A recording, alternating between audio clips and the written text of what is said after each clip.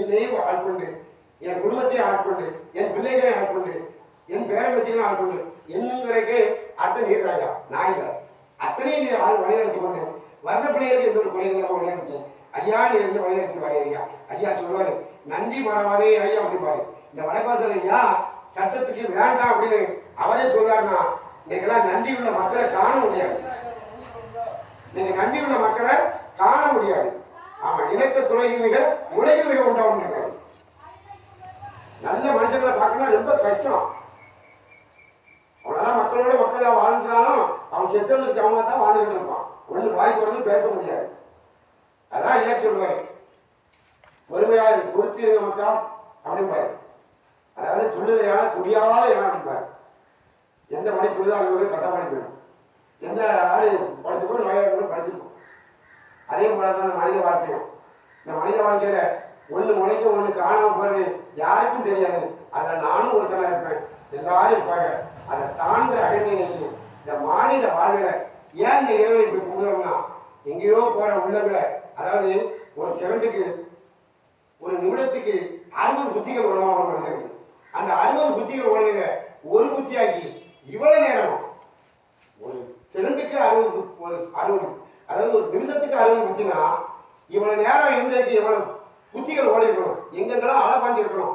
ஐயா அதைத்தான் சொல்றாரு, ஒரு புத்தியாகி உள்ளமே கண்டவருக்கு புது புத்தி எங்க வச்சு புலவர் வாழ போங்க. இவ்வளவு நேரம் இருக்க போறான் அந்த ஒரு புத்தியில தான் இருக்கும். அதனால அந்த அப்பனை எந்த தெய்வமா இருந்தாங்க அவனுக்கு சிலருக்கு ஐயா பிடிக்காது. ஏன்னா மற்ற நிறைய பிடிக்காது. ஒருத்தருக்கு ஒண்ணு பிடிக்கும், ஒருத்தருக்கு ஒண்ணு பிடிக்காது. இந்த கல்யாண வீட்டுல ரசம், சாம்பார், மோர், கடத்துல பாயாசம், அப்பளம், பச்சை குழம்பு, அவியல், பொரியல், பச்சடி வச்சிருக்கோம். இதுல எல்லாருக்கும் எல்லாம் பிடிக்குமா? பிடிக்காது. ஒருத்தருக்கு ஒண்ணு பிடிக்கும், ஒருத்தருக்கு ஒண்ணு பிடிக்காது. இப்படிதான் ஒருத்தர் ஒண்ணு நல்லா இருக்குமா, ஒருத்தர் நல்லா இருக்குமா. இதுக்காக இந்த தெய்வ நிலையில அவரவர் நினைக்கின்ற நெருப்புக்கு தக்கதாக இருந்து விளையாடினே சிவனே ஐயா. எப்படி சமையல் வச்சது எல்லா விதமான கழிகளும் குழிகளும் வச்ச உடனே அவங்களுக்கு பிடிச்ச சாப்பிட்டுருந்தாங்களோ அதே மாதிரி ஜோதி சுரூபமான இறைவன் அவனவன் நடித்த உருவத்திலிருந்து அவனவன் நினைக்கிற நலப்புக்கு தக்கவாறு அந்த பகவான் பரம்பரை அந்த மனிதனை குற்றக்கூடாது. அவனும் இந்த பூமியில வாழணுங்கானே மாய சொர்க்கம் எடுத்து அந்த பிள்ளைகளை காப்பாற்ற வரான். இதுதான் இந்த ஐயாவளிக்காரருடைய அந்த ஐயாவளியுடைய ஒரு தோற்றம். அதாவது பையன்டா என்னவோ நினைப்பேன், நான் ஒவ்வொரு நிலையில இருக்கு நினைப்பேன். இதெல்லாம் படைச்ச பகவான் ஒரு பக்கம் இருக்காரு, இதெல்லாம் உருவாக்குற ஒரு இறைவன் ஒரு பக்கம் இருக்காரு. அது எங்க இருக்காரு எங்க இருக்காரு எங்க இருக்காரு தேடி தேடி தேடி தேடி தேடி கடைசியில நாடி நாடி வந்து உட்கார்ந்து கும்பிட வச்சுட்டாரு. சந்தோஷமா இருக்கியா? எந்த பிள்ளைகள் இல்லாம என் தகப்பனாயிரு எல்லா பிள்ளைகளும் உங்க நோக்கிற பிள்ளைகளுக்கும், உங்க நோக்காத பிள்ளைகளுக்கும், உங்க பேசுற பிள்ளைகளுக்கும், பேசாம இதுபோல தெரியாத பிள்ளைகளுக்கும் ஐயான்னு இருந்து குலகுப்பை வந்து வழிநடத்த ஐயா. இந்த உலகத்துல எது இலவசமா கிடைக்கும் அதெல்லாம் நம்ம மக்களுக்கு கேடுங்கிறதையும் அந்த இலவசமா கிடைக்கிறனால, அதாவது உழைச்சாதான் உயர்வு ஐயா சொல்றாரு.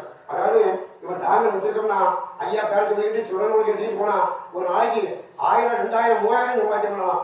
ஆனா பார்க்கிற தொழில கஷ்டமா இருந்தாலும் என்னோட தேவைக்கு காணாம இருந்தாலும் அதுல இருக்க ஒரு சந்தோஷம் அந்த சுழல்களுக்கு சேர்ந்த நோய் கிடையாது. ஏன்னா அது விஷம், அது பிச்சை எடுத்து தர்மம் கொடுக்க முடியாது.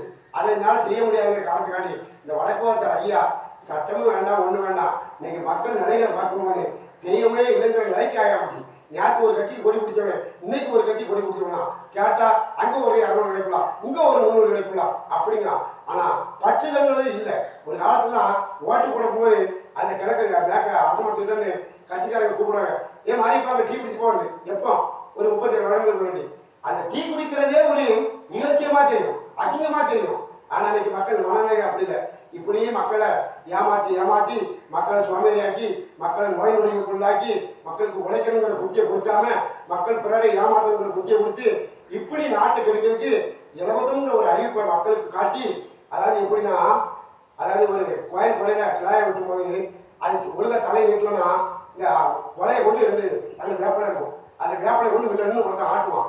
அதாக பின்னால இருக்கும் அறுவாள் கொண்டு டப்புன்னு வெட்டுவான். அதான் தலை துண்டவர்கள். இதே மாதிரி இன்னைக்கு அரசியல் நிலைகளும் மக்களுடைய நிலைகளை ஆகிப்பட்டியா. அதெல்லாம் உங்களுக்கு நல்ல புத்தியை கொடுத்து எனக்கு நிறைய சேர்த்து எல்லா மக்களுக்கும் எல்லா இல்லாம ஐயான்னு இருந்து வழிநடத்தலையா.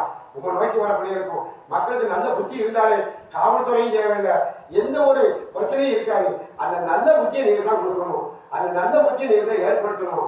ஆனா உம்மால முடியும். ஆமையா, மக்களை சிந்திக்க சொல்லணும். இந்த பூவுலகத்துல நான் பிறகு இந்த ஒரே ட்ரிப்பு ஏன் பிறந்தோம், எதுக்கு பிறந்தோம் அப்படின்னு மக்களை சிந்திக்க செய்யணும். மக்களை சிந்திக்க செஞ்சா போதாது, அதுபடி நடக்க செய்யணும். என்னை சேர்த்து